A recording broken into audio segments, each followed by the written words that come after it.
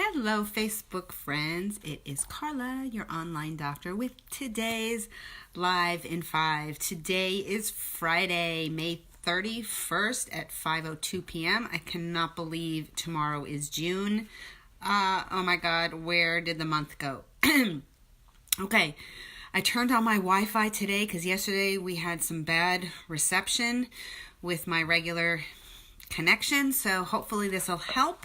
When people hop on, you let me know if you are seeing this blurry or clear.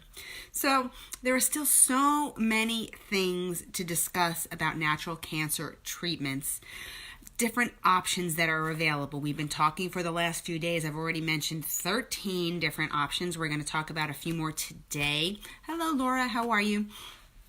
So remember, again, a disclaimer.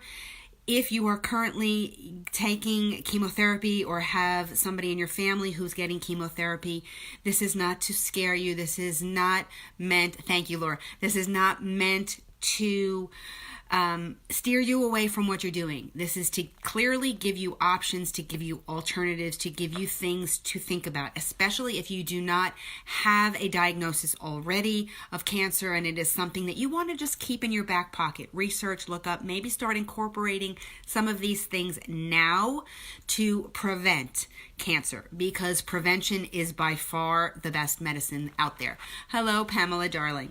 So let's continue on. Some of these are going to sound a little funky, but here we go. Number 14 on the list, anti-neoplastin therapy. Anti-neoplastins are chemical compounds found normally in blood and urine. They are made of amino acids and peptides, and the doctor that invented this has used it successfully to cure brain cancer. He administers it in increasing doses for 12 months, unless the patient doesn't tolerate it or if the disease does progress. The study was done on refractory brain tumors, those not responding to traditional treatments, and showed 22% 5-year survival. Now, that may sound very low, but refractory brain tumors usually are like 3 to 6 months, and that is it. So if 22% have a 5-year survival, that is amazing. And then obviously the therapy can be incorporated with other things, which may actually improve things even further. Okay, so that is just an unbelievable one. So look that one up, anti-neoplastin therapy.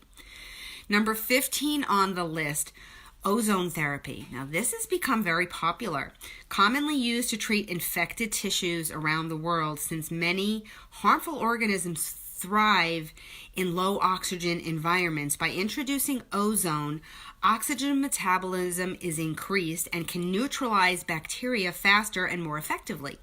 Now, many places actually use ozone pre and post surgery instead of antibiotics to prevent infection. Okay, interestingly, ozone has been shown to kill cancer cells on contact.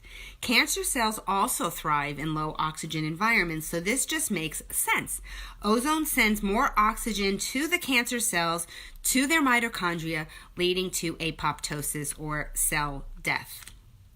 Okay, this is being done here in South Florida. I know integrative oncologists that do it. If it's in your area or something you want to look into, I would definitely encourage it. Number 16, Protocell. This is actually a combination of chemicals that lower the voltage of cancer cells and block its ATP production, the energy molecule that the cell needs, leading to apoptosis or cell death. Now, the liquid is made up of ingredients that alone do not treat cancer, but the exact combination or composition is not listed when you look it up, but the study I read showed effectiveness in vitro, meaning not in human studies. So more studies still need to be done, but this is something that is pretty interesting. Again, each ingredient by itself would do nothing to kill cancer, but in combination, wow. So that is something that I would definitely look up. Okay, I missed a few people. Hello, Kim, Lori, Susanna, Slobodanka. Thank you guys for hopping on and watching. Okay, moving on. Number 17, ashwagandha or Indian ginseng. Now, I've talked about this a while back, but it is used for centuries in Ayurvedic medicine. It's an adaptogenic herb which modulates the body's stress response. Okay, that's what adaptogens do. Adjusting hormones and other substances up or down as needed for the body to adjust or to adapt to the situation. Now, ashwagandha has demonstrated powerful benefits in the treatment of lung and prostate cancer. So this isn't one that you say, I'm going to start on ashwagandha and my cancer is going to go away.